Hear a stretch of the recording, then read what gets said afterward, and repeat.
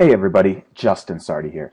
I just wanted to make this quick video and talk a little bit about email marketing and basically go over, why is email marketing so great and talk a little bit about why you need to be using email marketing in either your business or offering email marketing as a service to your clients. Now, we'll get into exactly why in a minute here, but just know that email marketing is extremely powerful. So, first things first, we're going to talk a little bit about what email marketing is, why you should be using email marketing, the different tools of the trade, the key components of an email, and then we'll talk a little bit about measuring your performance. So, what exactly is email marketing? Well, email marketing is a permission-based means of communication that entails sending one message to many people. This can be done through the use of an email service provider such as Aweber, GetResponse, MailChimp, SendReach, as well as some other self-hosted options. But personally, my favorite's GetResponse. That's what I use. But I have used some of the other ones, and essentially they all kind of do the same thing. They host your email list and allow you to broadcast to multiple people at the same time. Now, why email marketing? There are more than 3.2 billion email accounts today. That's a ton.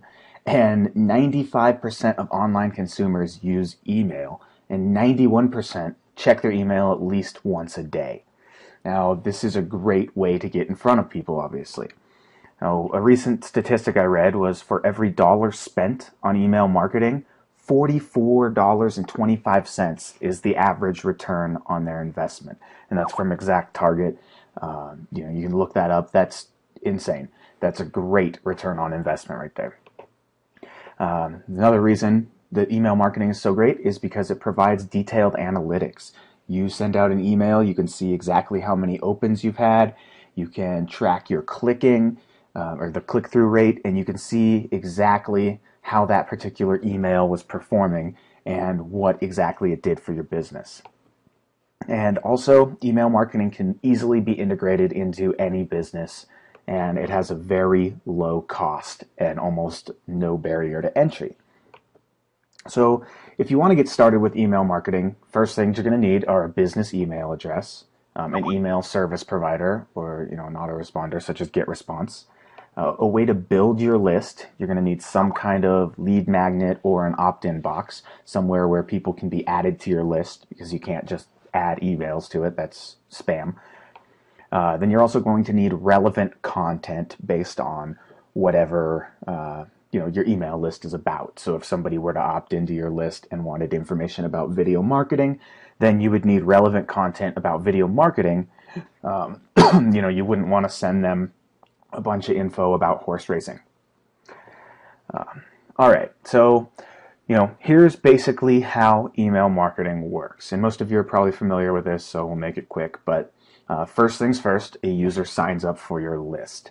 There are numerous reasons they'll sign up. It could be because they've purchased one of your products. It might be a contest that you're running or some kind of giveaway. It could be just a lead magnet that you're offering, a free report, or something along those lines. So they sign up for your list. They are then sent to a thank you page saying, hey, thank you for signing up. It's very important to thank them for signing up because you did just get their email address and now you're able to contact them, so always thank them. Then you deliver the lead magnet to them, and this can either be through a thank you page or through another email. And then next thing, they just receive your emails whenever you send them out, whether they're promotional or content. Now, some of the key components of an email are obviously the headline, because without a headline, nobody's going to know what your email is about, and most people won't open it. You're going to need a from name and email. So mine all come from Justin Sardi at justin@risingideas.com. Then you're going to need the content, which is the body of your email. And then also, it's very important to put copywriting in your emails if you're trying to sell anything. And you're also going to need a call to action. So let's go ahead and dive into all of those real quick. First things first is the headline. You can see right there, Freddie Starr ate my hamster. It might be something that Somebody wants to read. So basically, the headline is going to get your reader to open your email. If they don't open your email, they're not going to get any of your information, and it's essentially fallen on deaf ears. So, like I said, the headline gets the attention and gets your reader to open your email. Now, with the headline, the key information should come first. You should put the very first, the most important thing very first, and that hopefully helps people open it or gets them to want to open it. You want to keep it unique, compelling, engaging, and actionable. The more you can do those things, the more you're going to stand out, and especially actionable. If you can get people to open, like I said, and take that action, then you actually can reach them with your message. So essentially, a weak headline is going to render your email invisible, and people will just read right over it. Then there's the from, name, and email. This should be easy to recognize. Like I said, mine comes from Justin Sardi. That's me. I don't really want to send it from anybody else because it's me. You can use your name or a company name, but it's important that you use a real email, right? And the reason being is people can actually reply to your email, and you should definitely make sure that your subscribers can reply and reach you. That does a few things. It actually helps with your deliverability because it seems like you're having a natural conversation to these email service providers, and you'll be able to reach more people. And it also, lets your subscribers know that you're a real person and actually be able to interact with you, which is great. And you're not going to want to change that from, name, and email because people would get confused, really. And you don't want to do that. You don't want to get marked as spam. That looks bad and also affects your deliverability. Then we'll talk a little bit about the content of your email. You should definitely keep that content relevant, and you don't want to jam-pack your email with a ton of content. You don't want to have a book in your email, right? If you do have a really long message, it might be better to put that on a blog post or somewhere online and just tell the reader, hey, here's basically what it's about. Click here to read more, because it's just too much to put too much content right in front of them in all that email. And as far as keeping it relevant, like I mentioned earlier, you need to keep it relevant to whatever topic the people on your email list are interested in.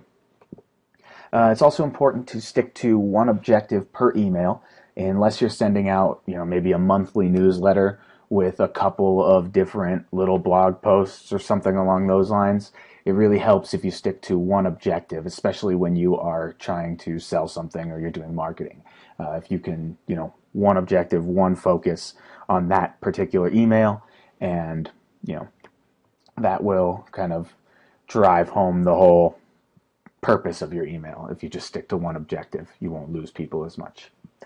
You should also offer something of value in all of your emails. This could just be, a little piece of content, some tips, tricks, but you definitely want to offer some value and not just promotion, promotion, promotion, because otherwise people won't stay on your list. And you really want to get the list to know, like, and trust you. If you can be personable with your content, don't go, copy and paste everything from wherever you find it online. Be yourself, and people will get to know, like, and trust you. Now, as far as the email copy goes, this is extremely important because good words get good results. Now, you're going to want to make it easy to read your emails, right? And a lot of this has to do with the way you format it. And you want to format it in a way that the reader can scan through it. Throw your link in your emails a couple of times, and definitely use bullet points if you can to kind of sum up sections. A lot of people will skim when they're reading emails, so if you just have it broken into easy to read sections, one sentence per line usually works really well. Your reader will be able to flow through the email better as opposed to giant chunks in paragraphs. It's just, people don't read emails that way, really. Bold important things. So if you have anything really important that you want to get across, go ahead and bold that. It stands out And once again, that helps you format it in a way that the reader can scan through it, get your important things, and then take the action you want them to take.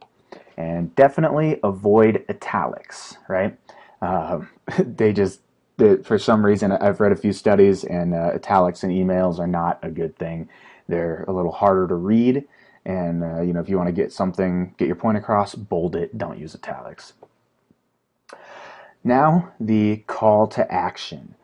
You cannot overlook your call to action. Your emails should have a point, right? And you're going to want to get the reader to take action, whether that is, go visit this website or click here or, come into our store, come in for lunch, redeem your coupon, whatever that's going to be, you need to have a clear call to action. If you want your readers to take action, you have to tell them to take action. So something like a click here now to learn more is really great, and you can hyperlink that text in these emails, and once again that all goes back to how you can track all of your email analytics, which we'll jump into in the next slide actually. But if you throw something like click here, your email service provider will track how many clicks you're sending, and you can see how effective that email would be. Now, when it comes to measuring your performance, really great thing about these email service providers is they will show you all of your statistics. So you can see everything from how many emails were sent total, how many people opened it, how many people clicked it, unsubscribes, how many bounced, and bouncing is just when somebody's either given you a fake email address or their inbox is full, or for some reason it didn't make it to them. So you can get all of these analytics from within your email service provider, and like I said, see exactly how effective each of your campaigns are going to be. Now, probably the most, one of the most beneficial things about having an email service provider is being able to use what's called an autoresponder. Now, essentially, what an autoresponder allows you to do is automate all of your emails. So when somebody signs up to your email list, they can automatically get a welcome email or something along those lines, right? So they sign up for your list, automatically your email service provider, if you have an autoresponder set up, will send out, hey, thanks for opting in, and by the way, here's your lead magnet that you requested, here's your free report or your video or whatever.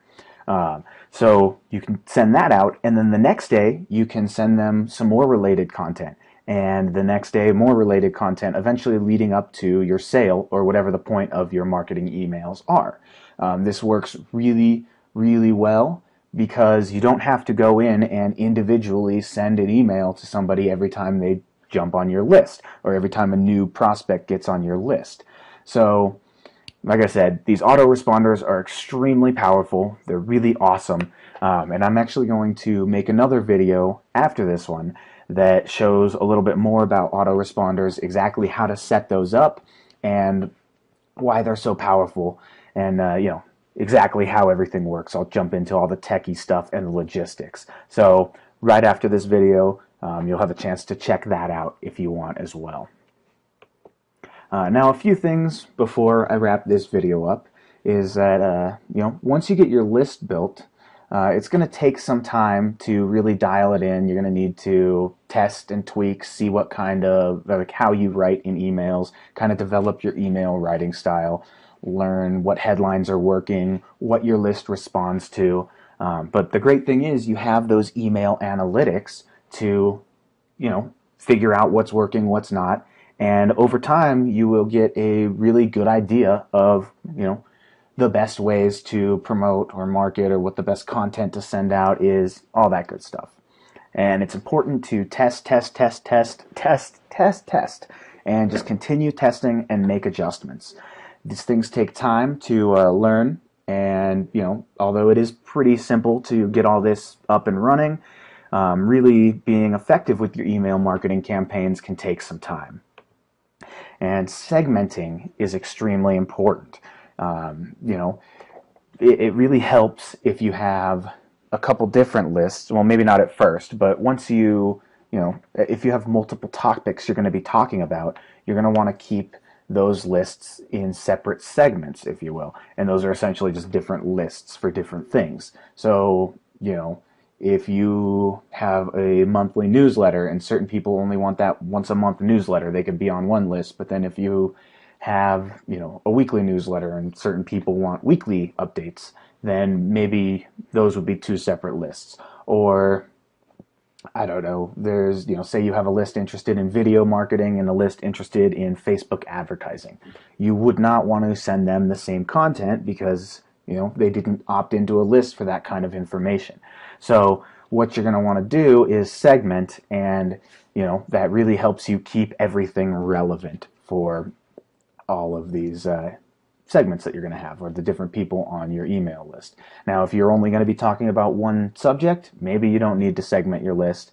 But as you continue to build lists and go on with this, it's going to really help when you segment things. This also is important for if you have clients and you're running their email marketing through your email service provider. That's when segmenting would be very important, because you're not going to be sending your content out to your client's email list, right? So if one angle doesn't work with an email, so once you get your email list all built up and you're starting to market to that email list, if one angle you're taking doesn't work, rethink how you're positioning that offer or whatever you are mailing out, and the next day send a different kind of email. So change up the way you word things and maybe put a different spin on it. Once you kind of start doing those things, you'll really see what's working and what's not, and be able to adjust accordingly and really get that ROI that I talked about in the beginning. So, wrapping this up, and this is my last point here, is definitely check your stats. So, if you're not checking your stats, then you're not really going to know how things are performing, and it's not going to, you're not going to learn, you're not going to grow, and you're not going to get better at email marketing. So it's just something to keep in mind. Hopefully this short video was informative, and, I definitely recommend getting into email marketing for yourself or for your clients. And if you want to know a little bit more about exactly how to set up those autoresponders that I was talking about, just go ahead and either click the link below this video and you can check out the next video, or click the link that's going to be right over this annotation that's right over this video, and you can check out the whole autoresponder angle. So that about wraps up this video, and I will see you on the next video. Bye for now.